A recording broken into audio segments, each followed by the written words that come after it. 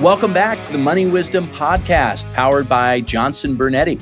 My name is Jake Dozer, and of course, I'm joined as always by my colleague, Nick Colantuono. I represent the Connecticut offices of Johnson Bernetti, and Nick's up there in our Massachusetts offices. We today have a question in front of us by one of our listeners. And the question today is, I have my kids listed as my beneficiaries in all of my investment accounts. And quite frankly, it would be a hassle to change all of them.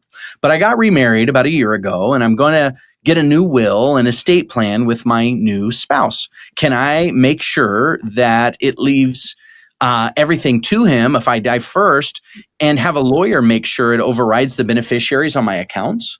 This is a good question. This is a question that I actually get more often than one would think. And as you're blending families and life changes happen, the question becomes okay, what steps are required? What steps do I need to not worry about, et cetera? Nick, how would you start answering this question that we have in front of us today? Again, Jake, it's a great question. And yeah, you nailed it. It's one we get all the time, because the reality is most of the folks we're working with are coming to us at a point where they're going through these major life changes. Sure, more often than not, it's retirement, but also maybe you just lost a loved one, or in the case of this individual, maybe they're getting remarried. They just want to make sure their ducks are in a row when it comes to, a world in which, God forbid, they're no longer here, right? So legacy, leaving assets behind, just as important a conversation as making sure that when you are here, you're able to enjoy what you've worked so hard for. So yes, the estate planning piece is critical. And whenever there's a change like this, remarriage, you just want to make sure that you're on the same page, not only on the same page with your new spouse, but the same page with your kids. In a case like this where she says, well, I don't want to leave things to my kids now, I want to leave it to my spouse. Well, okay, let's take a step back and make sure that that is truly what you want to do. Of course, state of Massachusetts, I'm sure Connecticut is the same. When it comes to retirement accounts, you have to name your spouse as the beneficiary.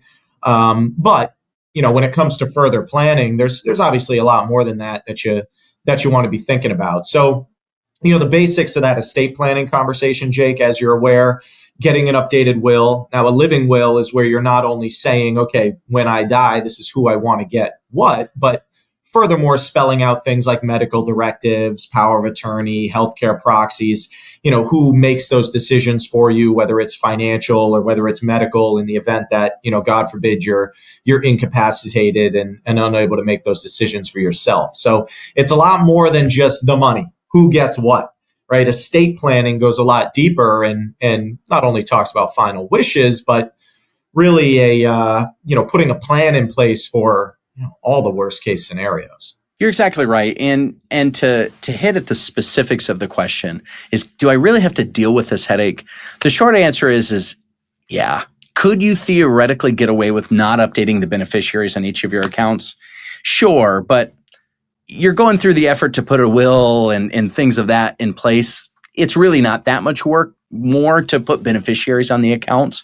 It's important to remember too, is that, a will theoretically without beneficiaries on each of your accounts, would that be able to effectively direct your money beyond the grave to those that you love? Yes. Would it do it most efficiently? No. Here's an example. Believe it or not, folks, a beneficiary designation on an account overrides a will. That's the first thing that folks look at when someone passes. So I've had, unfortunately, a few clients pass away in the past few months.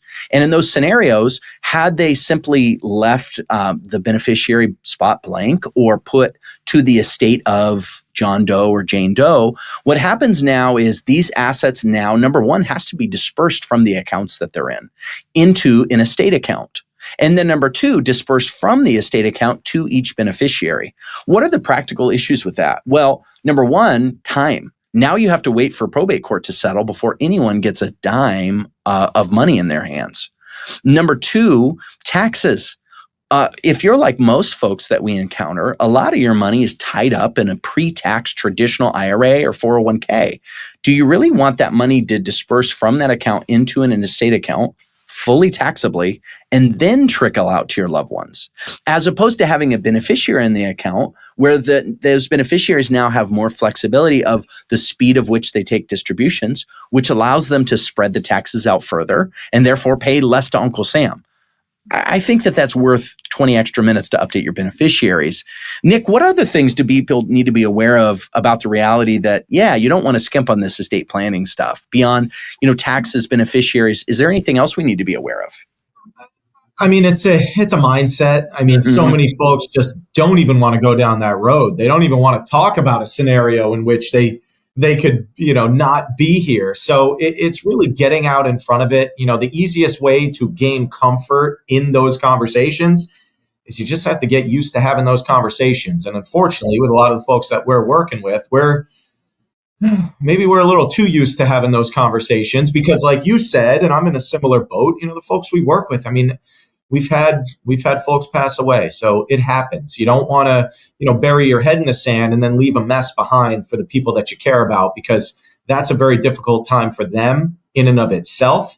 And then you add, all this complicated stuff that we have to do on top of it. It can make things go from bad to worse pretty quickly. So just have those conversations, folks, with whatever institutions, whatever advisors you're working with, whatever accounts, make sure you're on the same page, not just with your spouse, but also your beneficiaries and the professionals that you trust these assets with. Are you ready to retire with confidence? Join us for our retirement planning workshop and learn strategies to maximize Social Security, healthcare, income planning, taxation, and more. Text workshop to 800-757-0436 to reserve your spot, or click the link in this week's show for more details on how to register. You've hit the nail on the head, Nick. I mean, I think that it all comes down to you have to be used to having that uncomfortable conversation.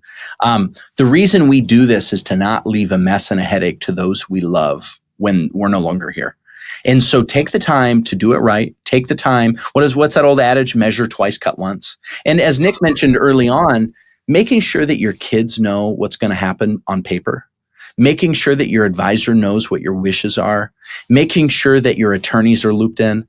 Those little steps can save so much heartache and headache and time and friction for your family when you're not here anymore. And our goal with our clients, and I'm sure this is true of anyone, is to be able to guide our clients, and not only them, but their families, through as much of that complexity that exists and make it as simple as possible for you to make the best financial decisions going forward. I'm sure there's much more meat on the bone with this question, but this is the Money Wisdom Podcast, of course, as always, with Jake Dozer and Nick Colantuono of Johnson Brunetti. We'll look forward to seeing you next time.